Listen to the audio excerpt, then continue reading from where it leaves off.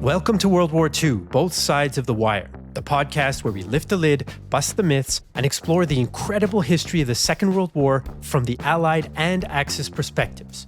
I'm Jesse Alexander, a public historian specializing in the history of the two world wars. And I am Matthias Strohn, German officer, professor of military studies, and author. In today's episode, we round off the story of the messy end of the Second World War in Europe. From the second try at a final surrender in Berlin, to the battles that happened after the war was over, and the implications for the coming Cold War. Hi Jesse, another week, another podcast. Here we are once again, this time around, the second episode on the very messy end of the war in Europe. In the last episode, we tried to untangle and unpack this a little bit. It is very confusing. It is not very straightforward. So I think before we go forward and look at what happens in this episode now, we need to recap a little bit and remind our listeners of where we're at. So Jesse, where are we in this particular story? Yes, it is a bit of a complicated end to a war that, in retrospect, I think we tend to simplify.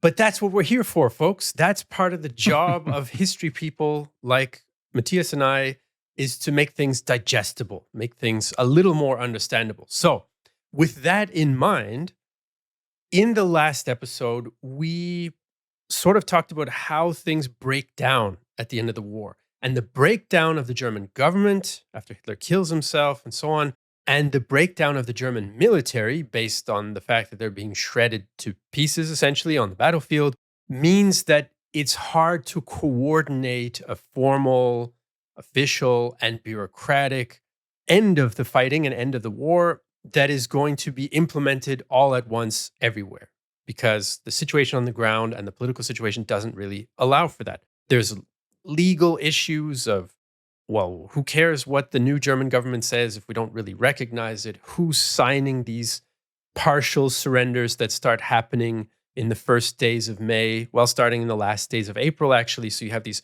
partial surrenders in Italy or on the British front in northwestern Germany and a few other examples. Meanwhile, the Soviets are upset. You then have an attempt at a general signing of a surrender in Reims in France. But the Soviets don't accept that. And they feel that they weren't fully included because their representative wasn't senior enough, wasn't ranking enough. And for political reasons, they want the official surrender to be in Berlin. That's a very short version of where we ended up at the end of the last episode, which kind of leads us into, well, what happens now with finally the final surrender, let's say, if we're gonna frame it, and we're gonna frame it that way.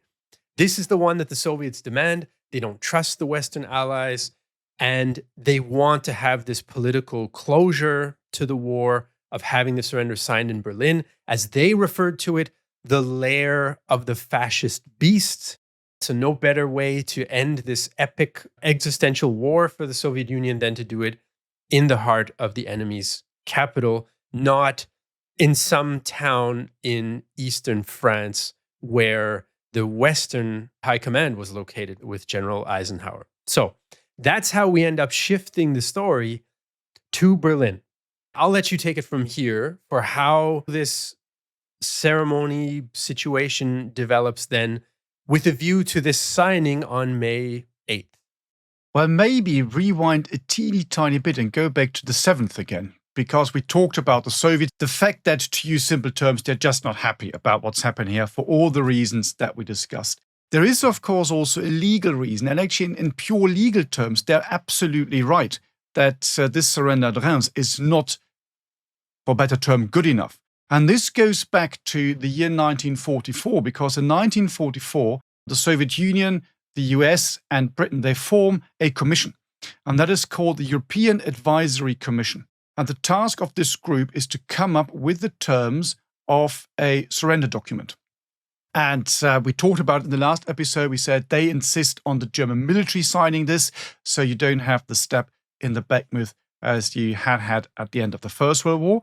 But you also have some other bits in there. So this document consists of 3 parts. And the first part is basically a very short preamble and just says that the German government, I'm quoting now, and German High Command recognizing and acknowledging the complete defeat of the German armed forces on land, at sea, and in the air, hereby announce Germany's unconditional surrender. The second part is then about military clauses and military conditions.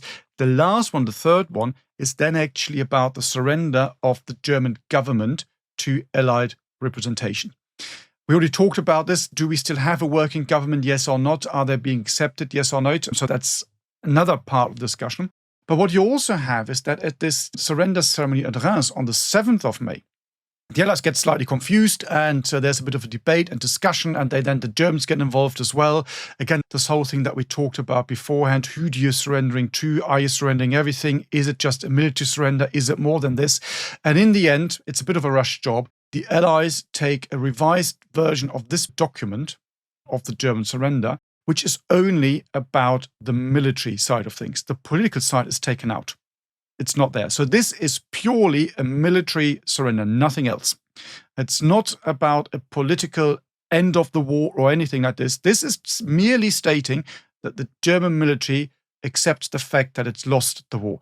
And again, if we go back to good old Clausewitz, this is not how you end a war. You actually really need a political document, a political decision here. We'll return to this later on because this will have long-term implications for Germany for many, many, many decades. And the way Germany is treated on the international stage and how the Allies, both Western and Eastern, can act in Germany all the way to the end of the Cold War. And the next thing, of course, is that the Soviets then say the Soviet representative who was there at the signing at Reims, he wasn't authorized by the Soviets to actually do this because they say he wasn't senior enough. So they demand another signing, ratifying of this particular document back in Berlin. They choose a very particular spot, and this is the officers' mess of the German Armed Forces Engineers School at Berlin-Karlshorst. If you know Berlin, or if you don't know Berlin, it's to the southeast. When you take a train from central Berlin to go to the airport, which is probably the worst airport in Europe, by the way. It's absolutely awful, even though it's new and it's awful, but that's a different story altogether. You basically go past more or less this particular area, Karlshorst, the southeast of Berlin. Then becomes part of East Berlin during the partition. That's where it sits. It's also the seat of the Soviet command of Berlin. It later on, for a period, also becomes the seat of the Soviet military administration of East Germany. The Soviet secret services are based. You can see that it's a bit of a hub. Why do they choose this particular area? Because this is one of the very, very few larger installations, larger buildings in Berlin that hadn't been destroyed. And in many ways, you can think it's quite ironic, isn't it? So here you've got a big military complex, and after 4 years of bombing campaign and the Battle of Berlin, which flattens the entire city center, that area is still left standing. This is why they choose this. And so they now invite the Allies and tell the Germans to get to this particular spot to sign the second document. And this comes with all sorts of really interesting issues and problems themselves. So the Germans say, okay, we fly there. They're summoned to be there at around 10 in the morning. And then they just sit and wait. Because what you then have is a big problem in the Allied camp. You've got a number of troublemakers. We already talked about the Soviets. They want this to be signed by their most senior military commander because this is a military surrender. It's not a political one.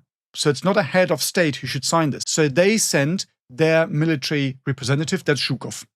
The famous Zhukov, the famous Soviet marshal, the hero of the Battle of Berlin and lots of other battles. We talked about him in quite a few of our episodes of this podcast series. So he is there. He's the senior representative from the Soviet side. Now you've got the problem. If you send Eisenhower as the representative of the Western forces, he would technically outrank Zhukov. So you can't send him. So the Western allies send Tedder, who is an air marshal. It's a Brit. And he is the second in command in the West. So Zhukov outranks Tedder. That is fine. You then got the next problem, and that is the French now want to have a seat at the table as well. And de Gaulle is absolutely adamant that Tassigny, Lattre de Tassigny, should be there and sign for the French. Everyone else says, why should they be here? They didn't win this war, so no, that's not happening. So it's a big debate about this. And they also say there should only be 3 signatories from the Allied side plus the Germans, 4, not more than this. After a long hoo-ha on this particular day, the 8th of May, and while the German delegation is sitting there waiting to sign the document, they then come up with some sort of compromise. So Zhukov is going to sign for the Soviets. Teller is going to sign for the Western Allies. You then have 2 witnesses. One of them is the French, and then you've got Spaatz, who's an American. And they sign as witnesses. So again, you can see it's really, really confusing. It's really difficult. It's messy. It's extremely political when you look at this. And this is happening while the German delegation is sitting there waiting. And they already have put a time on this thing. And they say, okay, this is going to come into effect at 23:01 on the 8th of May. That's Central European time. Because of all this hoo-ha, the German delegation actually signs after midnight. So actually, the document is signed on the 9th of May, but backdated to the 8th of May to 23:01. So again, you can see where all this confusion comes in. And this is the real reason why in some countries, like in the West, we normally say the war comes to the end on the 8th of May, whereas in Russia and former Soviet Union, it's the 9th of May. Of course, you also have the time difference in there as well. So that already pushes you to the 9th of May. This is why the 9th of May, even today, is the day for the big victory parade in Moscow, not the 8th of May. There's a lot of infighting going on in the Allied camp. And I want to say the poor Germans, not quite sure if that's the right word, but while they're sitting there waiting to sign this document, it's just, well, you know what I mean. And they're just sitting there and basically just chain smoking all day long. And the people who are there, dear listeners, if you go back to what we said in the last episode, when we talked about the signing of the treaty on the 7th of May as well. Who is this? Who do they send? It's Jodl. He's not the most senior representative. Here it's different. You now have a Keitel, who is the head of the OKW, who in many ways you might regard as the most senior military commander of the German armed forces. And he goes there and he signs the treaty together with representatives from the Air Force, the Navy, and the Army as well. Sorry, no, the Army, not because he's the Army guy. So it makes more sense than the 7th of May signing at Reims. So from a legal point of view, the Soviets are absolutely right in demanding this to happen as well. It's not only the Soviets trying to be difficult, yes, they are, but you can also see the French being extremely difficult. So you can already see a lot of this in-house fighting, which already points towards the development of the Cold War. And also, well, the French role with the NATO, for example, is a very difficult one once you go into the 60s. So you can see all this is already there on the table. If I were to sprinkle in a few tangents to that story that we're building now. Love a good tangent. We love a good tangent.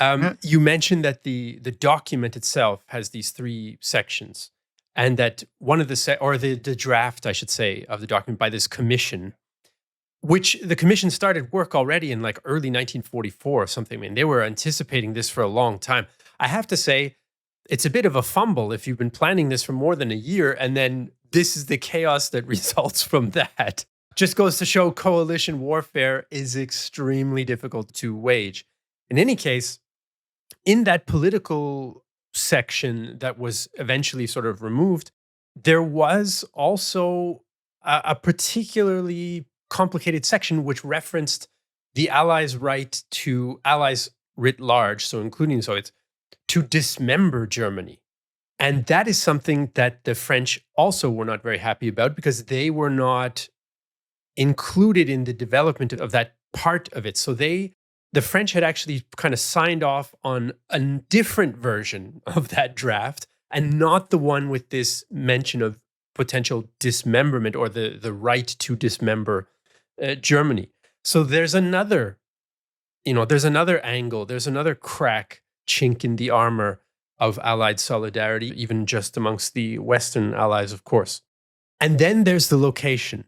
This building in Karlshorst in Eastern Berlin, I've been there many times. Now it's, of course, a museum, which has its own interesting history, because it became the Museum of the Second World War in Berlin that gave the Soviet perspective, let's say, for many years.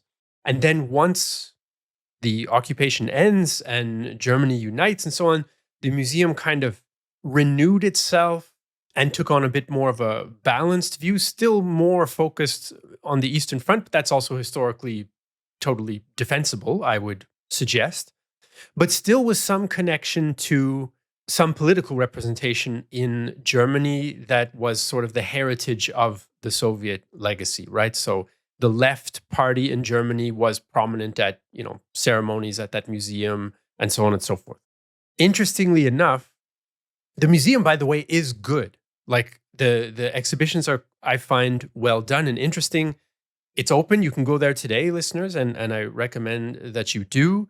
They also have some hardware parked outside. They have some massive vehicles, ISU 152 self-propelled guns, giant stuff.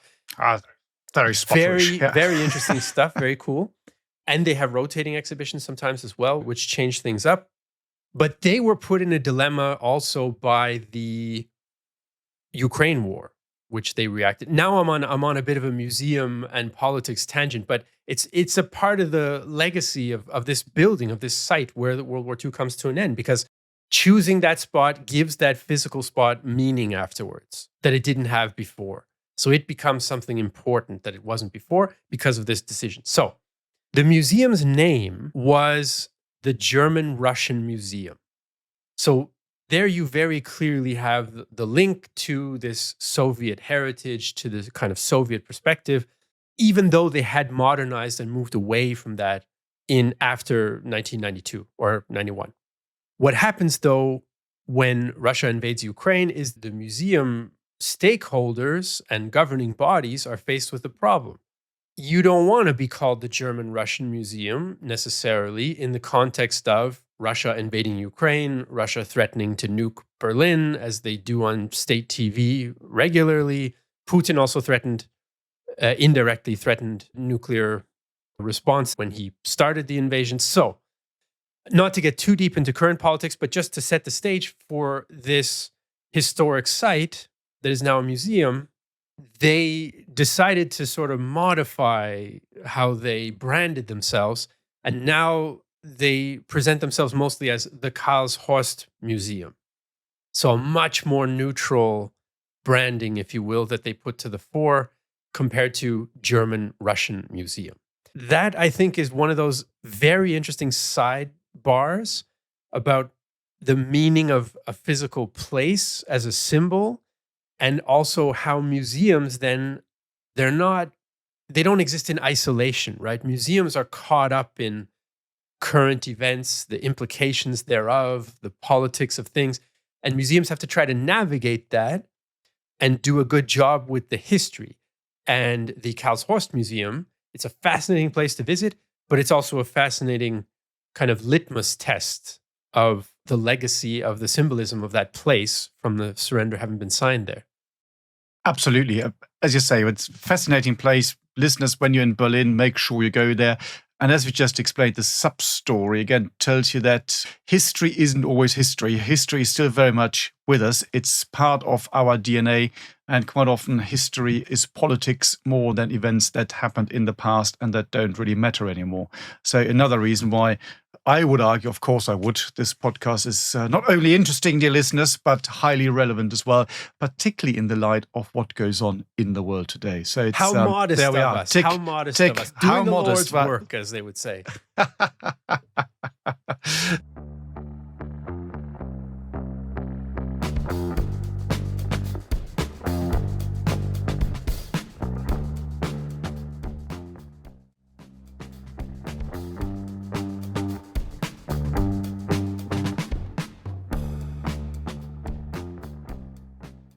When we swing back to the 8th of May, of course, where they were probably not thinking so much about the building itself and the future importance of it, but of course, everyone understood the importance of the event. Dear listeners, you might have seen some news footage of that. So it was all filmed when the German delegation arrives.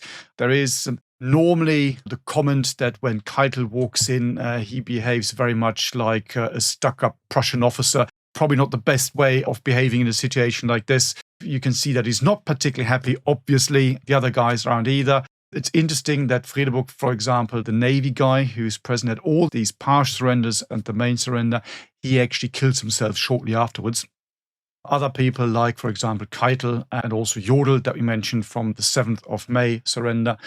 Of course, they're arrested after the signing and the ceremony, and they're then put on trial in Nuremberg. And they're very confused about this because they used the standard nice defense, I was just obeying orders, which of course didn't save their necks, quite literally so. And of course, they are executed there. So that's the next step when you start moving forward.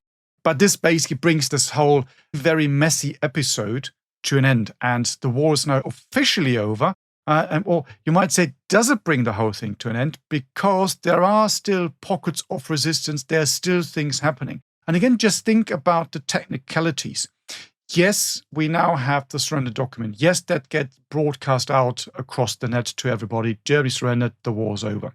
It might be a bit difficult to reach everybody. So the last outpost is actually Spitzbergen, which surrenders in, I can't remember what's the year now, I would have to look this up, quite some while after the war's over because they're completely cut off and they don't even know that the war is over. So similar to this the story of this Japanese soldier who sits on this island and then surrenders is it the 1970s, I think, if I'm not mistaken. So it's a bit similar to this. You also, of course, then have pockets of resistance that simply do not want to surrender. So first of all, get a bit of a period of grace, about 12 hours. So most of these troops then surrender on the 9th of May, and that's pretty much it, and they all go into captivity. However, there are pockets where say, no, we're not doing this. We continue fighting here because we don't want to surrender to the Soviets because that's the idea. We know what's going to happen to us, so we'd rather continue the war against the fact that we now have the official surrender. So now, Jesse, I know that you've got some of these examples lined up for us here. Well, I did a bit of checking. It's not like I've never really focused on the after end of the war battles. You know, one hears here and there about certain incidents, this famous one with the castle and the Americans and the SS and Germans and so on. I'll let you cover that one, I think. But what I found most interesting was ones that I was really not familiar with. Of course, we know there are certain pockets. We mentioned Kurland, I think, in the previous episode. There are some pockets that developed then at the surrender in Bohemia, so today's Czech Republic. You also have a bunch of isolated, besieged garrisons, some of them all the way on the Atlantic coast, like Lorient on the French coast, or Dunkirk was still occupied by 20,000 German troops, for example. You have the Channel Islands. You have some islands in the Mediterranean. You have Crete. You have the Dodecanese, which are Greek islands these days. I guess they were Italian leading up to the war. So you have all these kind of scattered places in addition to the big chunks in Norway. And for some of them, yeah, it's not quite the end of the shooting. So one of these little battles takes place near a place called Slivice. Excuse my Czech, but basically that's how I think it's called. Reminds me of plums because that's the root word for plum in most Slavic languages. Don't know if there are a lot of plum orchards there. In any case, on the 11th and 12th of May, there's a firefight there.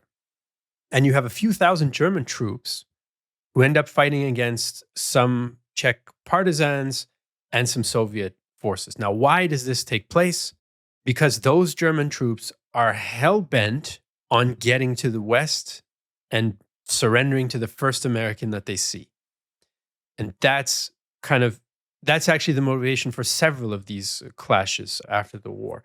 There's another one in what became, or what was then reestablished as Yugoslavia, at a place called Poljana, which must have a field of some sort in it, if I'm going by the language.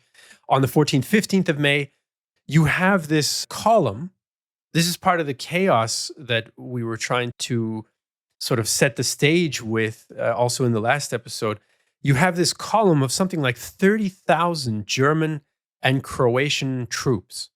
Now, just as a quick reminder for listeners, Croatia was established essentially as a fascist German-aligned state after the defeat of Yugoslavia in 1941. So they provide soldiers. They run a terrible concentration camp where they kill hundreds of thousands of people.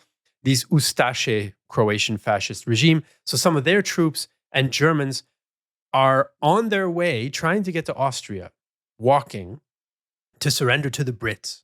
Again, same motivation.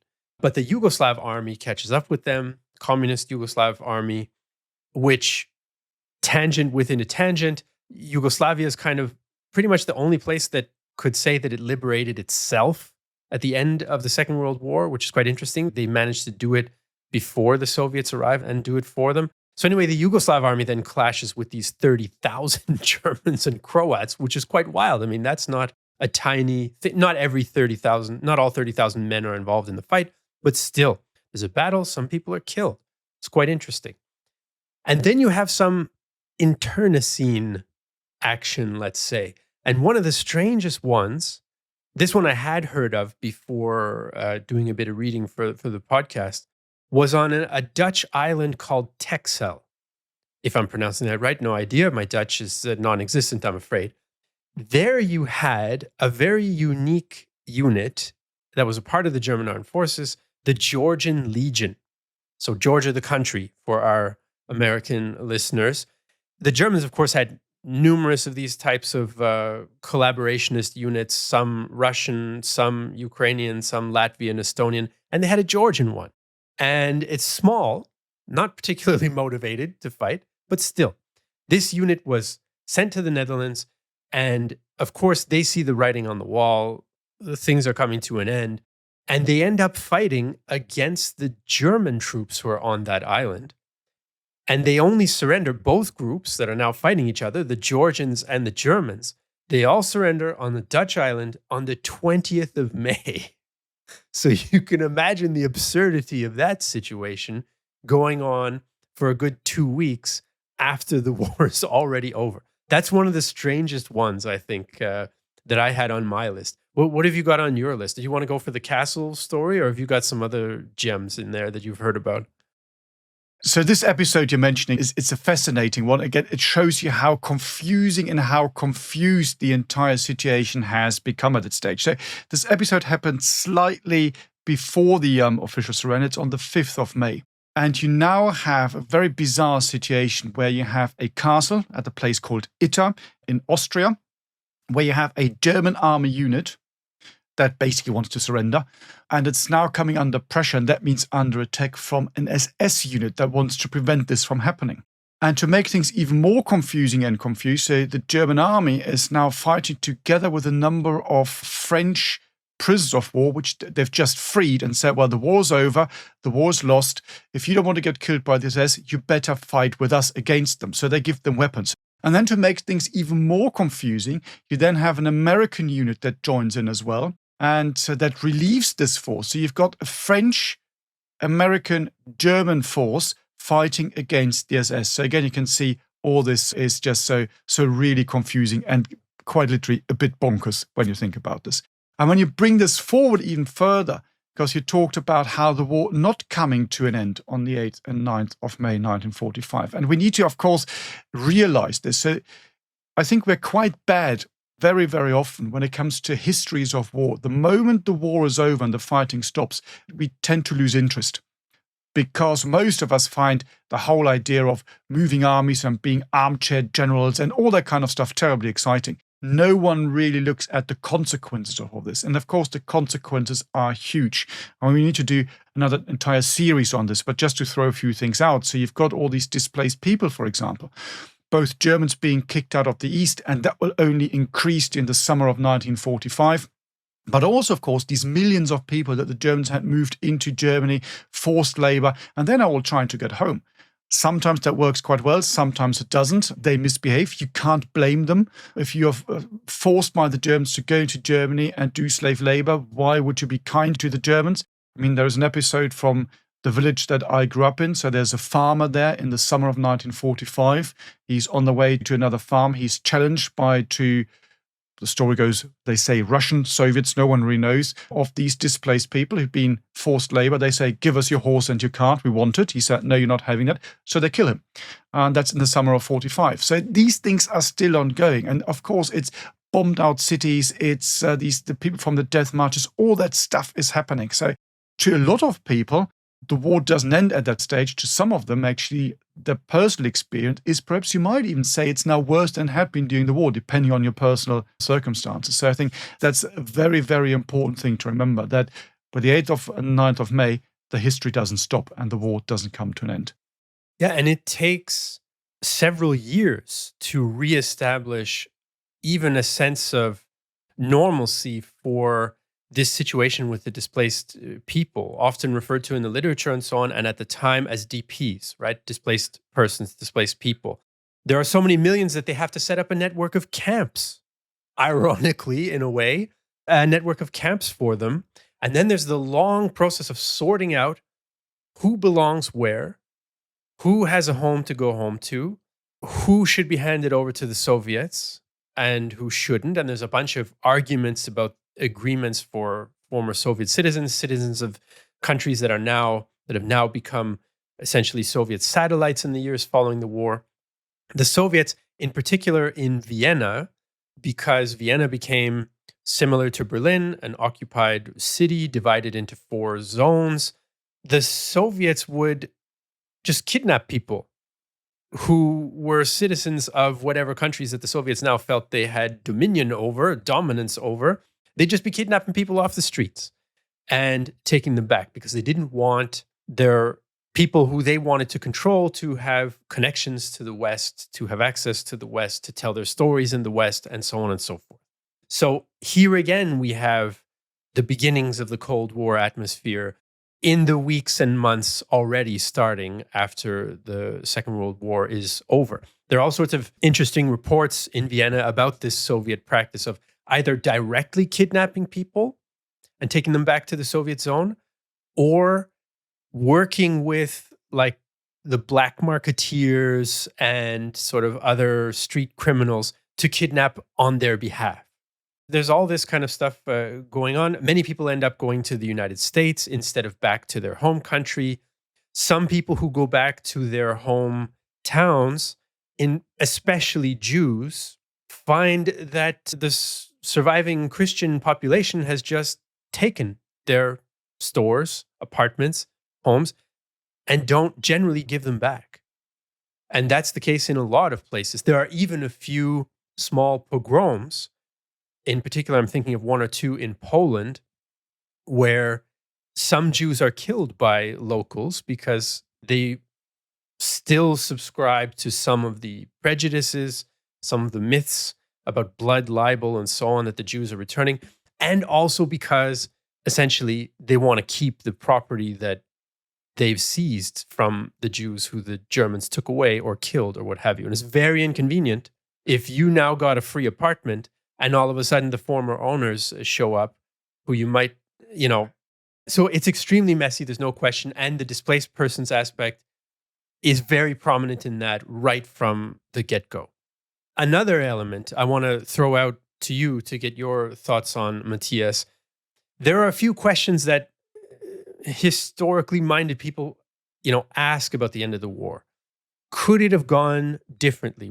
We've spoken at length now about the complications, how messy it was, how questions of prestige and legality and so on complicate things, probably did result in some unnecessary deaths because things got extended a little bit and were less organized than perhaps they should have been, could have been.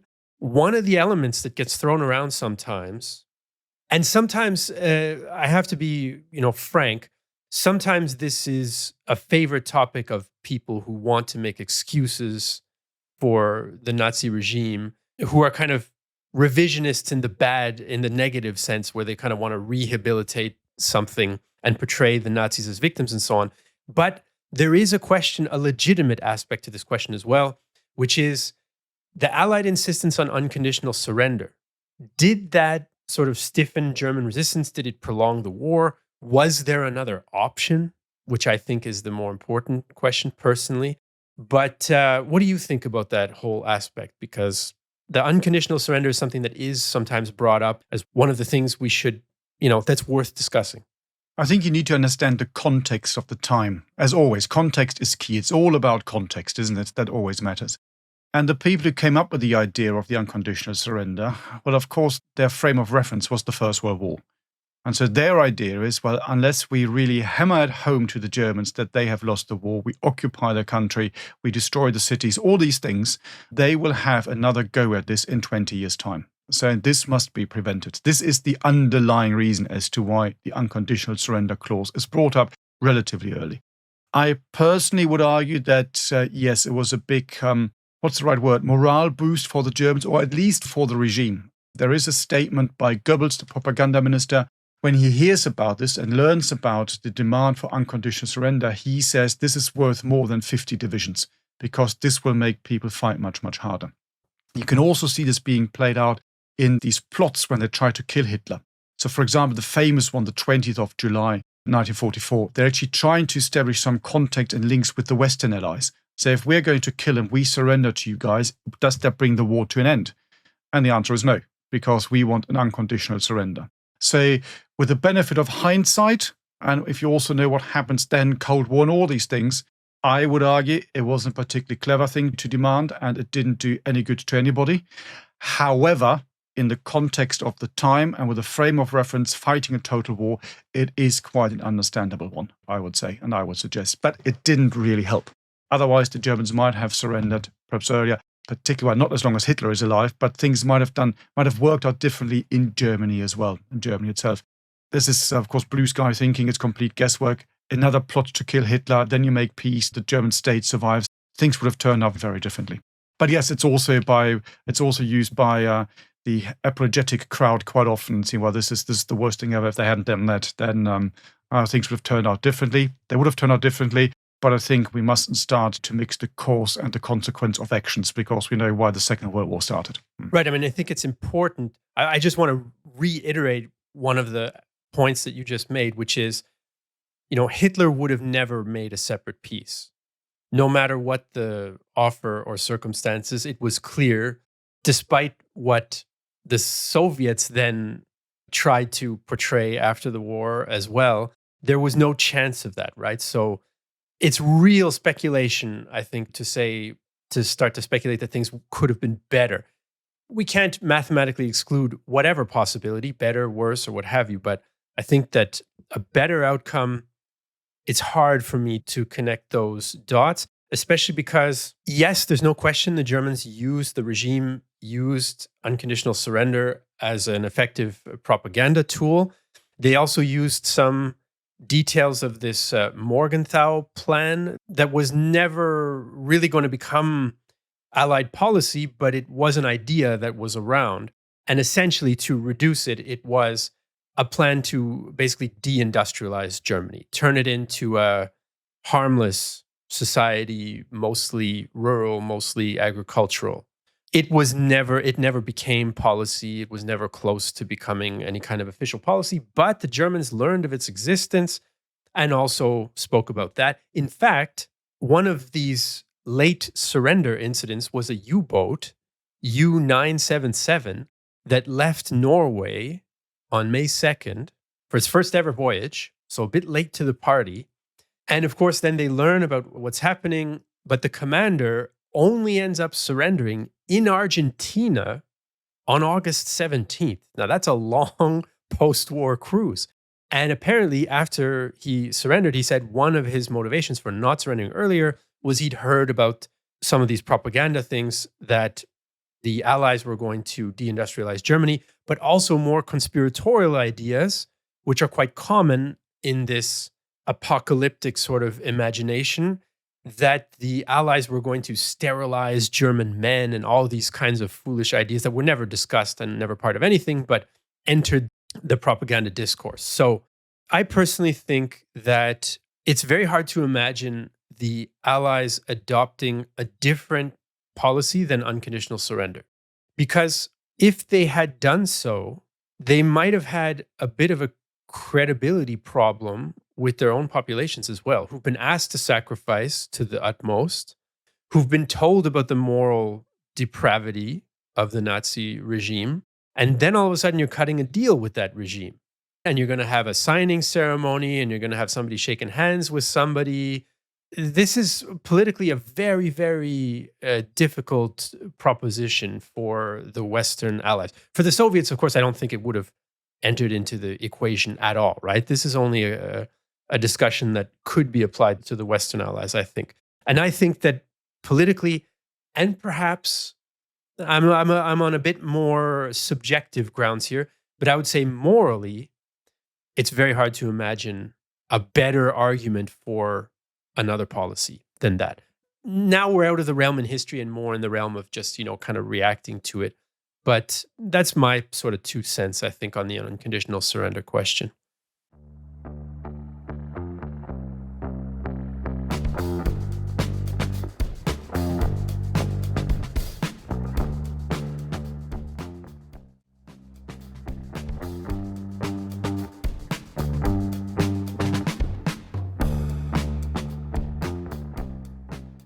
And again, when you look, I've used the word before, the context here, that's important. You already mentioned how the views shifted during the war.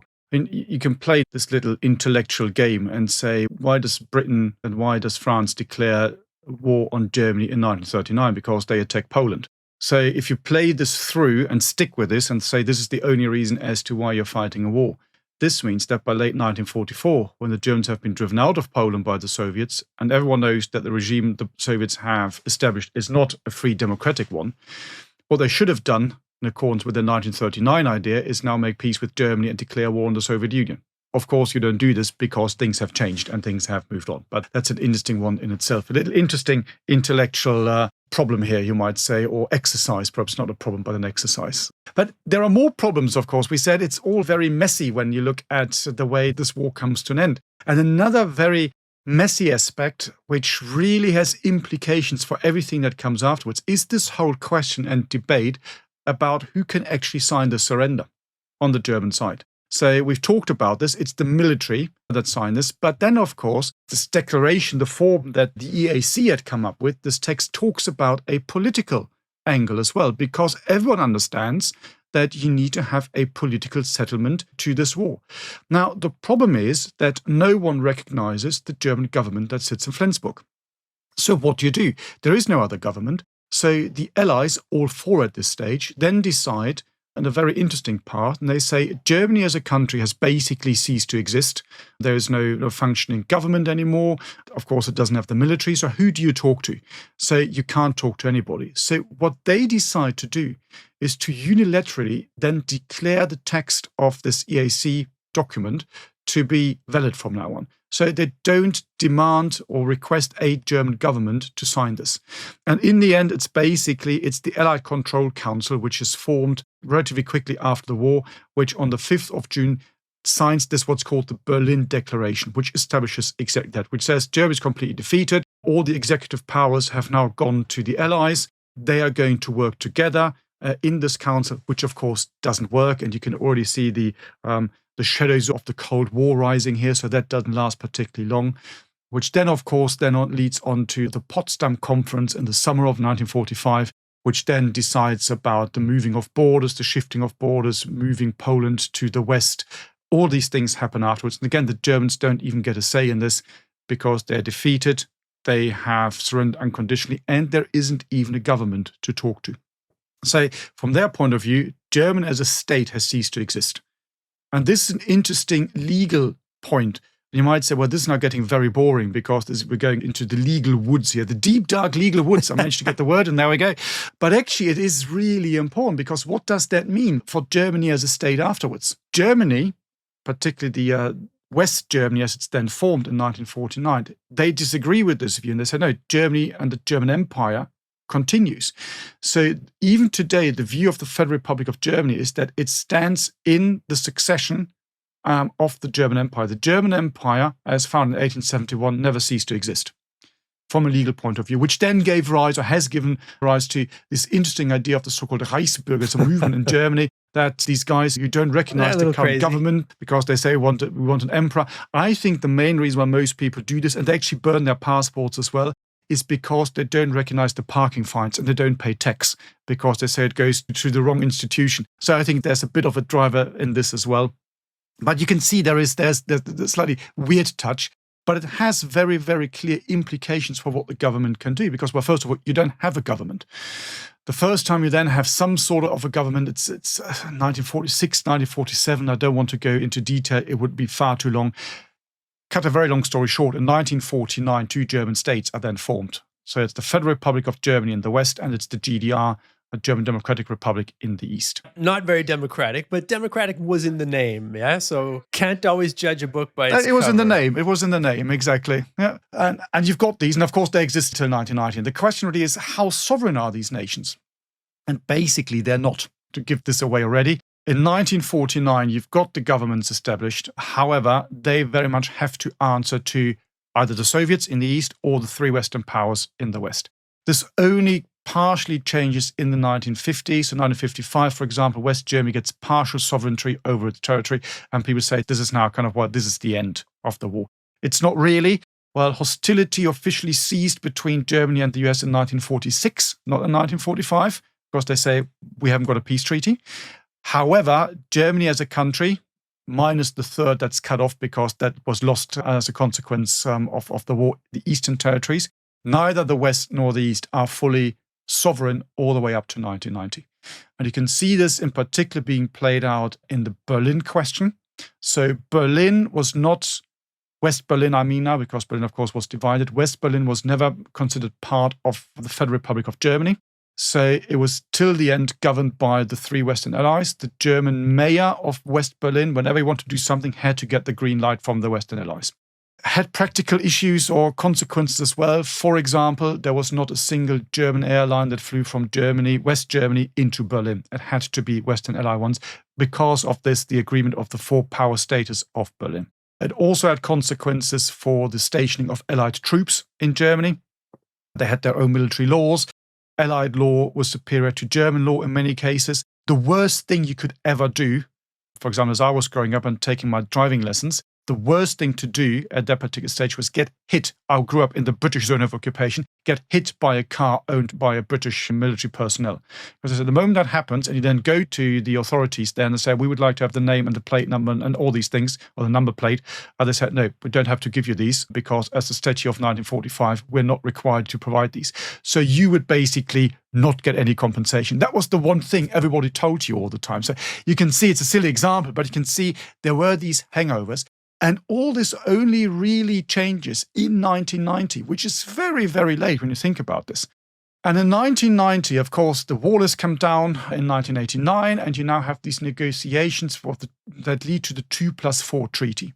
2+4 means the two German states, the FRG and the GDR, and of course the four victorious powers. And they come together and they sign this treaty, which then leads to the unification of the two German states on the 3rd of October in 1990. And it's interesting that most people now see this particular treaty as the substitute, you might say, for a peace treaty that was never signed in 1945. So the legal view, the accepted legal view by most legal experts is now that the 2+4 treaty is that document that really brings the Second World War to an end. And that is fascinating when you think about this, because this is quite a bit later. This is not 1945. We're now in 1919. Only at that particular stage, Germany as now a united country gets its full sovereignty back. So this is how long this whole thing takes. Absolutely fascinating when you look at these ins and outs and the legal practicalities that fall out of these sometimes relatively boring, of course, legal texts and what have you. But the implications that these have are absolutely fascinating. Humans need to organize themselves, and the rules of how we organize ourselves are extremely important. I think sometimes during periods of calm or peace, we forget how important these institutions and laws and pieces of paper are. But without them, as you've ably told us, there's chaos. There's real problems associated with that. Just to be absolutely clear for our listeners, the instrument of surrender that signed to end the fighting in the Second World War on May 8th is not a peace treaty.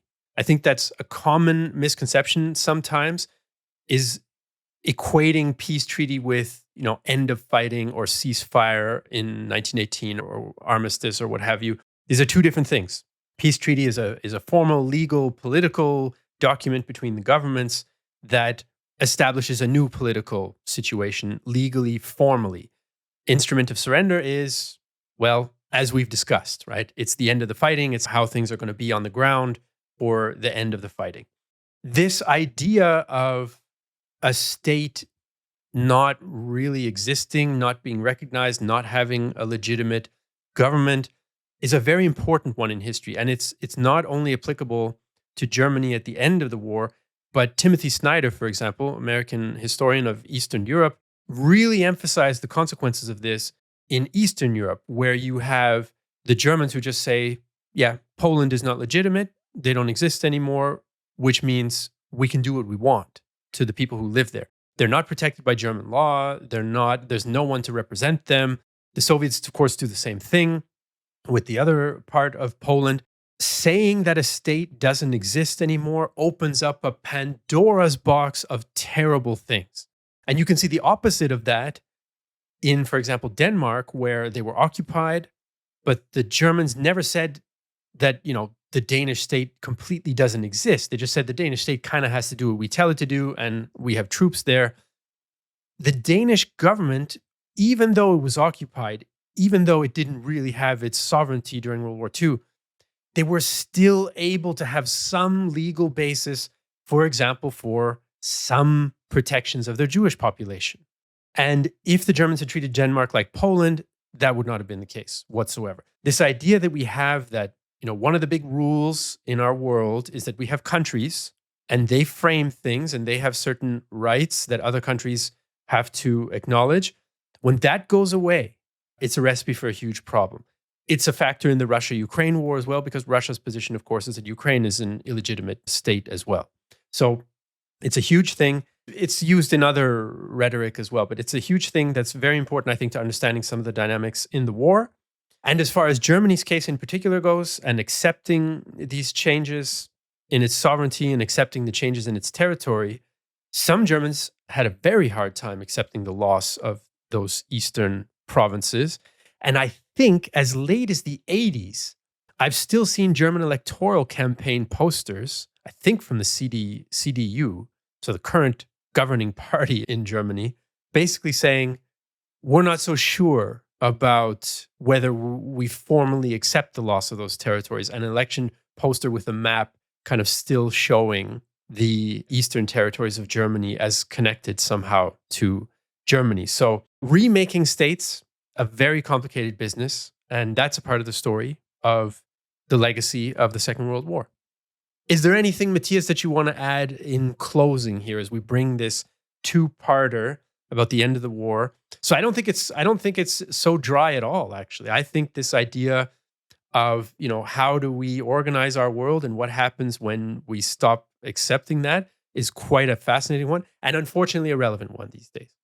Again, maybe staying in this area of looking ahead and what happens after 1945. So quite often after that moment, you heard this famous phrase that the 8th of May was the famous 0 hour, and everything then basically started from scratch, and you had a complete new regime and all these things. And that's an interesting one because, let's face it, all complete nonsense. Yes, you do have a new regime established, or two, you might say, in the East and in the West. But of course, you've got continuities. I mean, that's very logical and obvious. The rebuilding of German armies, not just one, but two, one in the East and one in the West. There is this big debate in the West about this, and they say, well, what are we going to do? We can't send our generals that had fought against the Western Allies to NATO. To which the answer from this Chancellor Adenauer is, well, NATO wouldn't believe me if I sent them 18-year-old generals. So you can see there's a lot of legacy here, and you get the big change only really in the 1960s. This is when you have the student revolution, all these things happening, societies changing, not only in Germany, but of course starts in America. You've got it in France very, very strongly, of course, linked to Vietnam as well, all these things. And then suddenly society completely shifts and changes. And if we stick with the German example, I think it's now gone to an extreme as well, where I sometimes think what I find, I would say a bit cheap personally, is when people talk about World War II. They always talk about the German history as if it had nothing to do with them. They say it was the Nazis, it wasn't us, nothing. They say, no. Whether you put a positive or a negative spin on it doesn't really matter. You say, well, my grandfather fought honorably, or they were all Nazis. That's irrelevant right now. But it's just the fact is that these were your grandfathers, these days probably great-grandfathers, and people completely taking this out of the equation as if they were from a different planet. I think that's a bit cheap. And then the big question, of course, that comes in is, again, from a German perspective, it's very, very German-centric today, isn't it? That is this whole question, was this a day of liberation or not? And you get this. This is a huge debate in itself. And of course, it's. I think the question has been settled now. But of course, all the way to the 60s, 70s, you talked about the 80s. These were very raw questions. My grandmother was kicked out from Pomerania. She, till she died, went to these meetings of the Pomeranian Society. So they felt quite strongly about this. This is now disappearing, of course. This is making it a bit easier, you might say. And if you talk to people now, younger people in Germany, you say, show me where Breslau is on the map. Because you mentioned Breslau and Wroclaw, they wouldn't even know where it is anymore. Older generations, yes, but you can see sometimes time can be a healer, if that's the right word here. But that was very different in the old days. And of course, again, personal stories, personal experiences are very different. I think the accepted view and the consensus now is that in May 1945, the only people who really felt liberated at that particular stage were people in the concentration camps, inmates, all these people. Slave laborers. Normal Germans did not see this as a day of liberation. It was a day of disaster. Quite often, they probably didn't really care because they were just happy that the killing had stopped, the bombing had stopped. That's more important. Rebuilding your life is far more important. So this whole debate about hour zero and liberation comes in quite a bit later. And if you are interested in this, dear listener, if you do understand a little bit of German, it might be really worth listening to a speech by the former German president, Richard von Weizsäcker. And he gave a very, very famous speech, probably, I would argue, the most famous speech by a German politician after 1945. And he gave a speech on the 8th of May, 1985, so 40 years of the end of the war, and where he picks up on this. And he says, so what is this day for Germans? And he says, in the end, yes, it was a day of liberation, but also a day of disaster. So it's both. And he also says, which I think is quite good, this is not a day for Germans to celebrate for lots of reasons. So whether you think about the horrors that this country brought to the rest of the world, particularly Europe, because it started the war, but also the personal hardships, the killing that happened in this country. So I think it's quite strong. And again, you can see there's a very interesting development here. So even Kohl, when he was Chancellor, so he's the Chancellor from 1982 to 2000, and is it 2 or 4? Can't remember now. He was once invited to the Normandy celebrations, so whichever anniversary it was. And he said, no, this is no place for a German chancellor to go.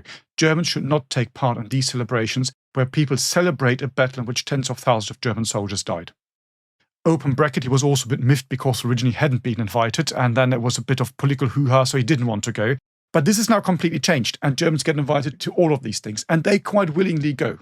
My personal view on this, it's just my personal view, it's in no way any official view, I think this is wrong. Germans shouldn't be there for the reasons I just mentioned. I think Germans should commemorate this day in a very different way.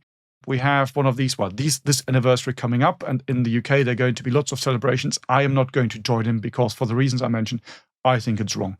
But there we are. That's a very personal matter. I know this is not the mainstream view. Most Germans see this very, very differently.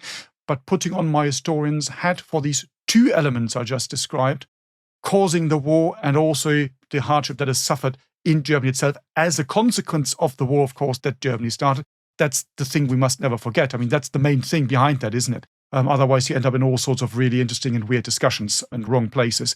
But for these reasons, I think this is a day to commemorate, but not to celebrate. And this is exactly what Weizsäcker talks about in his extremely good and strong speech in 1985. It's absolutely brilliant. So if you do understand a bit of German, I don't think, well, it's definitely not been dubbed. Not quite sure if you can find it subtitled, but that really sums up the problem that you find in the German way of remembering, commemorating, and if you want to use that way, celebrating as well. Wow, we've opened up a fascinating can of worms, even though we're rounding off now this episode. Now, it's very interesting. The historical memory and commemorative ceremonies can just be so controversial, can cause completely different reactions, can be interpreted in different ways, and can cause, very, very heated political debates. It's interesting to hear your perspective on that, because I realized as I was listening to you that I see it quite differently. I feel that, first of all, I don't, my initial gut reaction to an event commemorating, I don't know, the Normandy landings or the end of the war, I don't see it first and foremost as a celebration. I would see it first and foremost as a commemoration. Now, were Allied publics celebrating in 1945? Yes, of course. People were partying, people were relieved and drinking and kissing each other and, parades. To me, in my lifetime, it's much more of a commemorative act rather than a celebration. And because I see it as a commemoration, I feel like my view is the Germans have a duty to participate, to acknowledge that, to be present there as a part of commemorating this war that, of course, Germany started. Not to celebrate victory over their own people that involved suffering of millions of Germans, of course, but to acknowledge part of that historical connection, part of that historical responsibility, which is different than historical guilt, right? Germans today, I think, like Canadians and Brits and anybody who's a part of a state that has done bad things in the past, there's a historical responsibility that's not equivalent to guilt. So for me, if I think, well, should there be German representatives at events that commemorate, the end of World War II? My view is yes, because that's the responsible thing to do. But it's because my assumption of the nature of that event is a little bit different, it seems, than yours, right? And that's very interesting difference. But I think that's an interesting point, because I think you're right in this one. The emphasis has shifted in the last, 20, 30 years, and we moved from celebration onto commemoration. So there is a difference. And I have noticed this even, again, in my time, when you go on military tours, for example, you go to cemeteries. Now you make sure that you go to all cemeteries of all the nations that fought, their layaries, do whatever ceremony you do. That was not necessarily the case even 10 years ago. So that's interesting. And of course, that opens another interesting kind of one. So we don't really want to go there, probably, at least not in depth. And that, of course, is things like Europe coming together. This is the German-French friendship and alliance that you have, which, of course, is also politically driven as a consequence of the history of the wars. And that, of course, leads to, and we have to probably use that word, it's the EU. I mean, there is no question about this. One of the pillars of the EU, of course, is this feeling this must never happen again.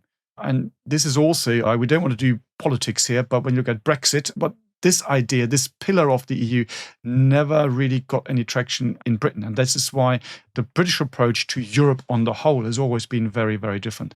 So if there is a positive that comes out of World War II and all the horrors that we always talk about, I would say it is exactly this. Yes, there are all sorts of flaws with this institution, but the founding idea behind this is a very good one. There is this famous statement by Jean-Claude Juncker. He was the president, and he once said, well, if you despair of Europe, well, just go and visit a military cemetery. And you will understand why the EU is important. I mean, that makes sense. I know that's a completely different can of worms we've opened now, haven't we? But yes. My God, where do we stop? Where do we stop? Where do we stop? Exactly. Can of worms for this episode alone. But so I think we'll bring today's episode to an end.